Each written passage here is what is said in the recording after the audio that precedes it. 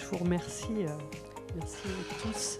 Je sais pas, Monsieur le Président, je crois, vous êtes de l'ESM Vendée, ça ? Directeur. Non, mais moi et les titres aussi, on n'est pas toujours... voilà. Donc, Madame... alors, si vous m'enlevez les anti-sèches, demain. Madame Collier de l'ARS Pays de Loire. Voilà, donc je vous remercie tous pour cette organisation, Monsieur le Docteur Marchand qui m'avait contacté et le Docteur Bray qui m'ont sollicité. Et puis, je voulais remercier aussi Madame Mazol qui m'a même transportée ce matin puisqu'on est voisines. Donc voilà, donc je suis très heureuse, comme j'ai dit, je crois au Docteur Marchand ou au Docteur Bray, j'ai dit je suis contente pour une fois, je vais jouer à domicile. Je n'ai pas obligée de prendre le train pour aller à Paris. Voilà, donc je suis chez moi, là, en Vendée. Et je disais tout à l'heure, j'ai fait déjà une conférence il y a 20 ans, un peu plus de 20 ans. Et il y avait surtout des parents en recherche pour leurs enfants. Et on avait quelques médecins vendéens dans la salle. Et il y avait encore, c'était une époque où il y avait encore beaucoup de polémiques. On ne savait pas trop si le sujet existait ou pas. Voilà, donc c'est vous dire, on a fait du chemin depuis. Et très heureuse de venir maintenant, de ne pas être l'organisatrice, mais de venir à l'invitation des médecins et de savoir qu'il y a un service. Et en plus pour les adultes où on est très en retard. Mais je dois dire que si on est très en retard, il faut savoir qu'à l'international, pour l'adulte, c'est pas si on avance que ça. Donc c'est un retard qu'on, je pense, on va assez vite combler. Enfin, je l'espère. En tout cas, c'était un peu... Donc, il y a 21 ans, oui, je créais cette association parce que, évidemment, j'ai un enfant concerné qui est depuis hier papa. Voilà, un jeune papa.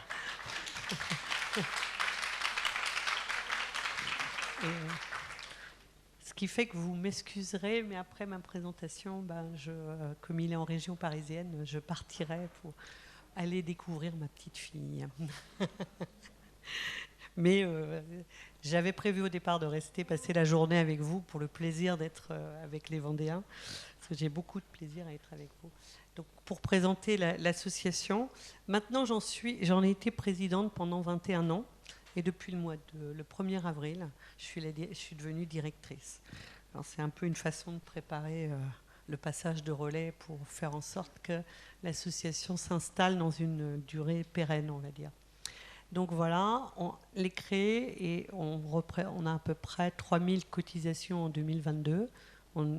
Alors, il faut nous aider, il faut cotiser, parce qu'on ne vit que de ça. Il faut quand même le savoir. C'est ce qui nous permet de faire tourner l'association et c'est très important. Donc on est à 13 500 familles qui ont versé au moins une adhésion depuis 2002. Donc une association d'utilité publique avec aussi un agrément du ministère de la Santé pour la représentation des usagers. Alors c'est super tous ces labels. Et ces labels, ça veut dire que les démarches administratives m'occupent au moins 3 mois par an. Voilà. Vive la France. Et donc pourquoi on a créé cette association ? Parce que le parcours des parents, quand l'enfant est jeune, et puis le parcours maintenant aussi des adultes pour aller au diagnostic, c'est un parcours du combattant. Et puis, il y a 20 ans, les parents qui étaient concernés par ce trouble, ils ne s'affichaient pas. Ils restaient dans l'ombre.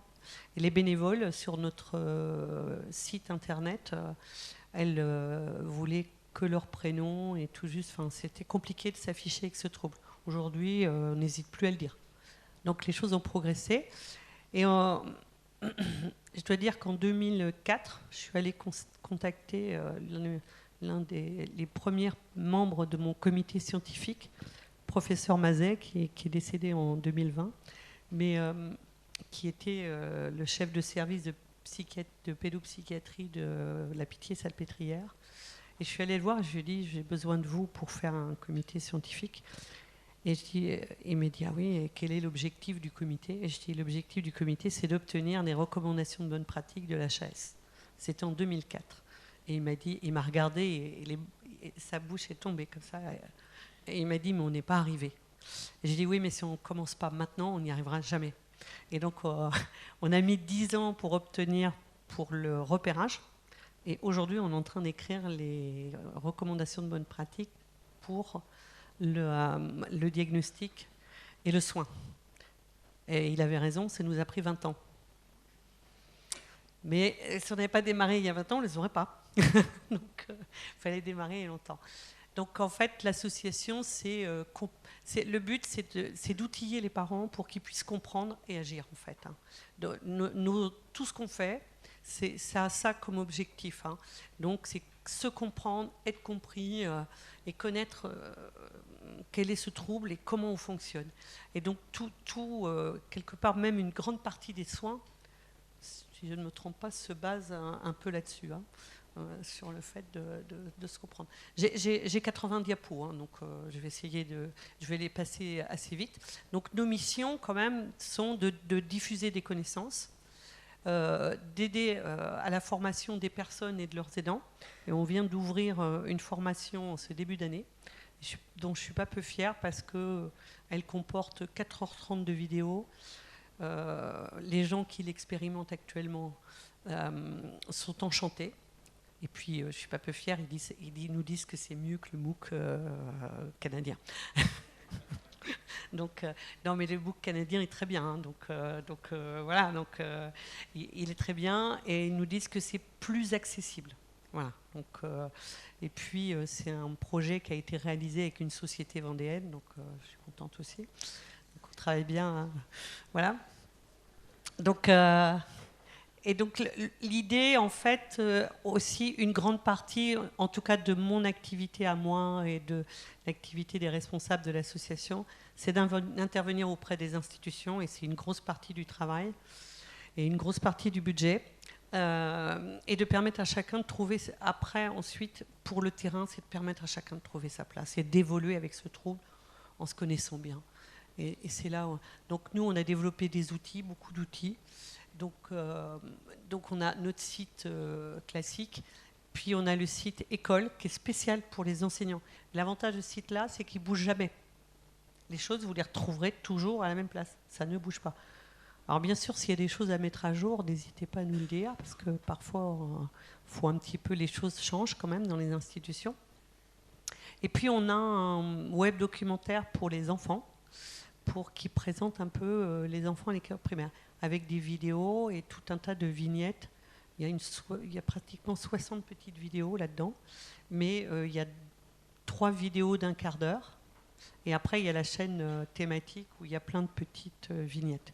Mais c'est vraiment bien parce que vous avez des témoignages d'enseignants, on voit les enfants dans la classe, enfin, vraiment, c'est bien fait, et on vend le DVD sur nos... On est très présent sur tous les réseaux sociaux. On a des groupes d'échange. Ça permet vraiment d'échanger, qui sont modérés. On a une équipe de modérateurs. On a un peu plus de 100 bénévoles sur l'ensemble de la France. Et voilà. Donc, en fait, tout ce qu'on fait, ça consiste à accompagner les personnes. C'est vraiment, on est là... et c'est de la pérédance, quoi. Nos bénévoles, le principal, c'est qu'elles soient concernées, touchées. Soit parents, soit personnes concernées. C'est d'égal à égal. Hein. C'est dans l'échange entre pairs qu'on accompagne. Et puis, bon, on acquiert avec l'expérience avec les enfants ou son conjoint, etc., une certaine expertise. Alors ça, c'est une partie de notre comité scientifique. Vous reconnaîtrez peut-être Nathalie Franck, le docteur Le Cendreux, le professeur Pierre Castelnau-Tour, Jeanne Etiamble. Ce jour-là, le professeur Olivier Bonneau n'était pas là, était absent. Ou il était parfois ils sont en visio avec nous. Donc voilà. Donc on fait partie aussi de ce qu'on appelle le Conseil national consultatif, le CNCPH, pour les personnes handicapées. C'est une assemblée, à peu près 160 représentants d'associations dans cette assemblée. Donc on en fait partie. Et on épluche et on valide les lois qui concernent le handicap. Et donc on essaye, nous, de faire avancer notre sujet dans tous ces textes qui peuvent sortir. Et donc là, actuellement, se fait un travail avec la HAS. Donc il va y avoir, actuellement, il y a un groupe de travail. Et il faut savoir que ce travail qui se fait à la HAS est issu de ces îles qu'on a faites. Évidemment, les saisines, vous faites une première saisine, elle n'aboutit pas, vous en faites une deuxième. Enfin, de toute façon, je lâche pas le truc tant qu'il n'est pas passé, quoi. Donc, donc voilà. Et je dois dire que lors de la note de cadrage, lors de la réunion de cadrage pour les recos, comme c'était en plein Covid, on m'a dit on va faire les enfants parce que c'est important de le faire, mais les adultes, ça peut attendre. Il y a un des pédopsychiatres que le professeur Purper, elle a dit j'avais jamais vu Madame Gétin s'énerver comme ça. Je peux vous dire, j'ai gueulé. Je n'avais jamais gueulé comme ça. J'ai dit il est hors de question que les adultes attendent encore. C'est pas possible et c'est pas entendable. J'ai dit donc vous allez programmer les adultes. Donc c'est après, mais c'est programmé. Et c'est important, c'est d'être dans le programme de travail. Une fois qu'on a le pied dans la porte, après, on pourra avancer. Donc ça, c'est obtenu. Donc voilà un petit peu à quoi vont servir. Donc ça donne une ligne de conduite pour faire les choses. Et après, c'est quelque chose qui est opposable pour les familles, pour les parents, pour les personnes. Donc ce qu'on a obtenu aussi, et c'est en travaillant avec le ministère du Handicap, en faisant du lobbying, et c'est grâce à l'association avec d'autres associations de travail collectif qu'on a au niveau aussi du CNCPH, avec l'UNAFAM notamment, qui a beaucoup porté ça, c'est l'élargissement de la PCH aide humaine avec le soutien à l'autonomie. Et donc, le TDAH est dedans, les troubles cognitifs sont dedans, l'autisme, le TDAH. Il faut le savoir, c'est nouveau. Ça a été, la loi est entrée en vigueur au 1er janvier 2023. Et c'est quelque chose qu'on a obtenu à l'arraché quand même. Donc, ça a demandé pas mal de trucs. Donc, il y a un article sur notre site avec l'extension. Donc, ce qu'on veut, c'est que les adultes TDAH notamment, ils puissent avoir quelqu'un qui va passer, rien que le fait, un adulte TDAH, rien que le fait de savoir que quelqu'un va passer pour savoir s'ils ont bien payé leurs factures, si ils font bien leur ménage, si ils ont bien descendu la poubelle, si voilà, eh bien rien que ça, cette espèce de pression de la personne qui passe, ça suffit. Et ils n'ont pas besoin qu'on leur tienne la main toute la journée ou d'un accompagnement permanent. Mais ça, c'était pas possible. On ne pouvait pas avoir juste quelques heures. C'était un peu en mode tout ou rien, quoi. Enfin voilà. Donc je vais aller assez vite. Donc le Conseil national autisme avec la stratégie autisme était au sein des TND, qui a commencé en 2018 avec le précédent gouvernement Macron, eh bien, on était dedans, et c'était l'ouverture avec après-autisme au sein des TND. Et nous, on faisait partie de ce au sein des TND. Je dois dire, on n'était pas nombreux à voter pour l'ouverture du plan autisme au TND. Il y avait une réunion à Matignon, on était 2 personnes. Un neurologue, un neuropédiatre de Lyon et moi. Donc on n'était pas beaucoup, on était minorité, mais il y avait une vraie volonté du gouvernement d'ouvrir au TND, malgré les freins du monde de l'autisme, je dirais. Et donc maintenant, on en est avec un conseil national qui va devenir TND et un volet pour le TDAH dedans. Et vraiment, il y a eu un volet pour le TDAH qui s'est préparé au début de cette année. Ça, c'est mon timing. Voilà, donc il me reste 5 minutes. Donc voilà. Donc il va y avoir des mesures pour le Conseil national. Donc les mesures qui ont été votées, on va vous donner le reste, qui ont été présentées.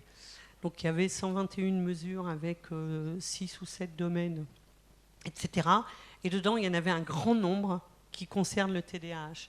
Donc maintenant, il y a eu des choses de fait pour les 0,6 et les 7,12. Sachez que pour les 7-12, c'est les associations des 10 et le TDAH France, c'est la FF10 et TDAH France qui se sont battus pour le prolongement après 6 ans, ce qu'on a obtenu. Et grâce à la participation, il y a des enquêtes. Il y a des enquêtes faites par le Conseil national chaque année. Et le résultat de cette enquête, le niveau de participation de ces enquêtes, nous permettent d'appuyer nos demandes, puisque c'est confirmé par la base, quoi.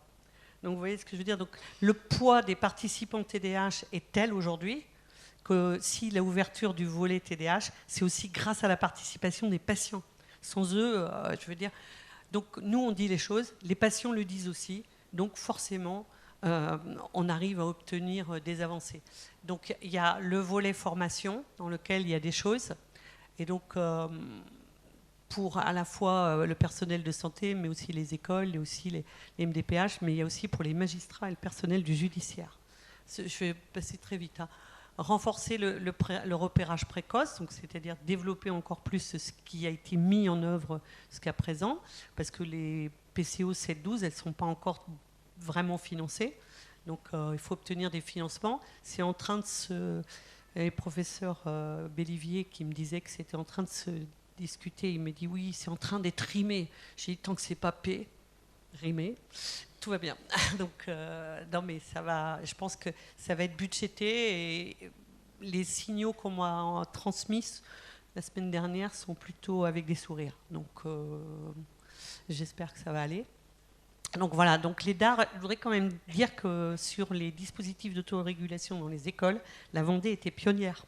Les premiers se sont ouverts en Vendée. Et c'est grâce à une association locale d'autisme, une personne qui est d'Autisme sans frontières, je crois, qui avait fait venir ça de Londres, ces dispositifs. Donc c'est... Voilà. Non, mais quand il y a un truc un peu vendéen, il faut quand même le dire. Donc, accompagner les enfants et les adultes. Donc vraiment, il y aura beaucoup de volets et de choses pour l'emploi aussi. C'est des choses qui commencent à se discuter. Mais là, il va y avoir tout un programme de travail qui va se commencer une fois que ça va être rimé un peu. On devrait pouvoir donc faciliter la vie des personnes. Donc ça, on travaille beaucoup là-dessus. Le déploiement notamment de structures de répit. Mais il y a des choses en profondeur, notamment pour le handicap, qui est la réforme du guide barème. Et comme on est toutes les associations à le demander, on va l'obtenir, je pense. Voilà. Et, dans les TND, je parle. Donc, amplifier la recherche. Et là, il y a tout un programme, mais ça, c'est pas tout gagné d'avance. Et dans les actions qu'on a pu mener, on a mené pas mal d'actions pour obtenir le remboursement de méthylphénidate chez l'adulte.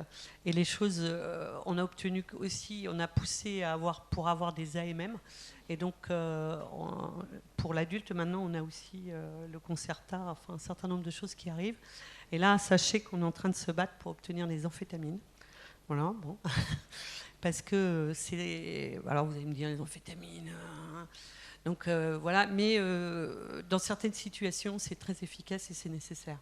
Pas pour tout le monde, il faut que ce soit indiqué, il faut que le travail médical se fasse. Et voilà. Donc nous, on organise des conférences, parfois des groupes Barclay à distance en grand nombre, des webinaires, des tas de... Voilà, moi, je fais des interventions parfois dans des grands congrès.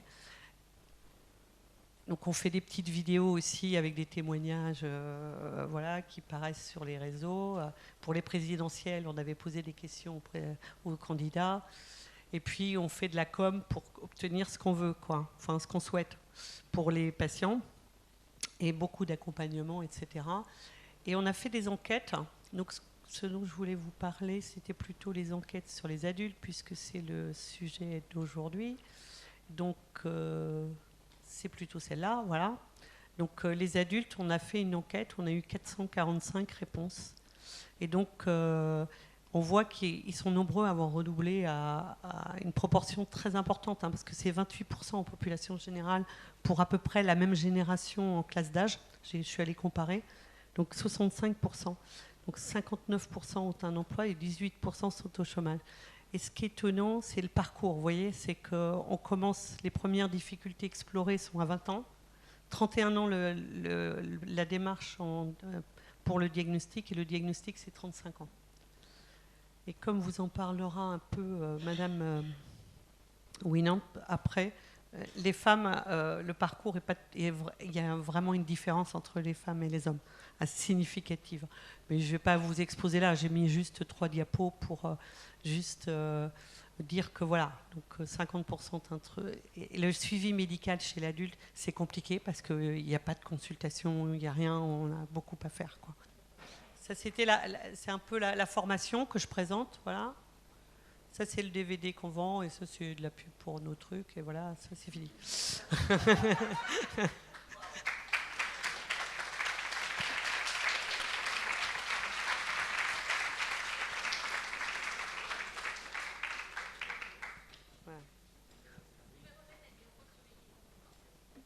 Bonjour, Vous m'entendez, ouais, c'est bon, ça fonctionne? Très bien. Mais moi, je suis juste un particulier aujourd'hui, papa de 3 enfants TDAH, du coup. Ah, bah bon courage.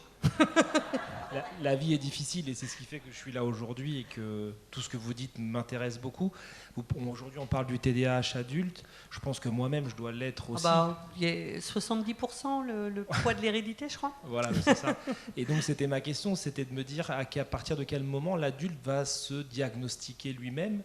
Est-ce que la plupart du temps, c'est pas le fait que son enfant le soit diagnostiqué et que du coup, il se dise, bah, c'est peut-être peut-être de moi, quoi.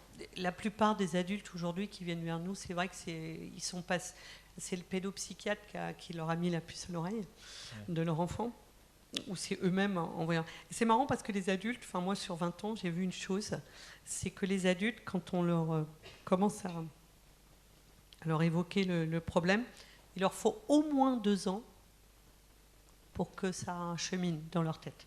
C'est minimum. Enfin, voilà, c'est comme ça. Hein. Je vous dis ça comme ça, mais c'est de l'expérience vécue. Il faut du temps avant qu'ils se posent la question. Et au bout de 2 ans, ils vont commencer à se poser la question. Et ce qui est intéressant, c'est dans l'étude qu'on a faite, c'est que le temps, les femmes ont un diagnostic plus tardif que les hommes. Ouais. Mais à partir du moment, vous voyez, 31 ans, la première démarche, 35 ans en moyenne pour la population des deux. Et quand on sépare les hommes et les femmes, ça va être 32 ans, mettons. D'accord. Mais c'est aussi 35 ans, parce que leur parcours est plus court, elles vont plus vite, leur parcours pour aller au diagnostic va être plus rapide que chez les hommes. Et ça, c'est marrant, enfin, c'est un constat. Hein, je veux dire, voilà, quoi. Elles agissent plus vite. Une fois qu'elles sont rentrées dans la démarche, oui, elles vont être plus rapides. Bon, en même temps, moi je ne me suis pas diagnostiqué, mais avoir le comportement de mes enfants à l'école et puis ce qui est écrit sur leur bulletin de notes, il n'y a pas besoin forcément à notre âge de se diagnostiquer. Finalement, c'est clair. En fait, voilà, c'est tout. Voilà, je pense que vous répondez à votre propre question sur. C'est vrai. Non, mais je respecte tout à fait en fait. Et donc l'adulte va se dire, de toute façon, je vis comme ça et je suis comme ça et ça fait 20, 30 ou 40 ans que je suis comme ça et je vis avec et je vois pas, j'éprouve pas le besoin d'un diagnostic. Donc on pourrait le faire, mais je pense que là j'ai payé, je crois que c'est 350 € par enfant non remboursé pour faire le diagnostic du TDAH chez les enfants. Je me dis que je peux m'en passer. Hein. Puis le pédopsychiatre à l'année, la consultation tous les 6 mois, c'est 160 €. Non, enfin voilà. Voilà. Bon ben voilà. Vous avez dans votre remarque une partie de la réponse. Et puis ça dépend. En fait, il y a des périodes de la vie qui sont pas toujours les mêmes. Et parfois il y a un mal-être, et ça va être le niveau de mal-être qui va changer la donne. En fait, à ce moment-là, il y a une période qui va bien, ça va bien, puis tout d'un coup, il y a un mal-être, il y a un problème au travail, il y a un problème dans le couple, il y a un problème dans la famille. Il y a des événements extérieurs à soi qui font qu'on est dans une période émotionnellement plus complexe. Et à ce moment-là, une démarche vers le diagnostic peut s'avérer importante, plus criante, et de se voir accompagner, parce que en fait le diagnostic officiel, je vais dire un peu estampillé, ce qu'il apporte, c'est une grille de lecture sur laquelle on a des certitudes un petit peu sur on se dit ah ouais, donc et puis ça permet d'aller faire un peu d'introspection sur son propre fonctionnement. Et puis parfois, moi je sais que les adultes qui ont le diagnostic, que j'ai vu évoluer dans le temps, c'est qu'à partir du moment où ils ont le diagnostic, ils arrêtent de se mettre, mais vous c'est peut-être votre cas déjà, hein, sans avoir l'estampillage officiel, ils arrêtent de se mettre dans une situation un peu impossible. C'est-à-dire qu'ils essayent d'être comme tout le monde, de faire comme tout le monde, de se conformer aux attentes, etc. Ils voient bien que ça ne marche pas, mais ils continuent d'essayer encore et encore.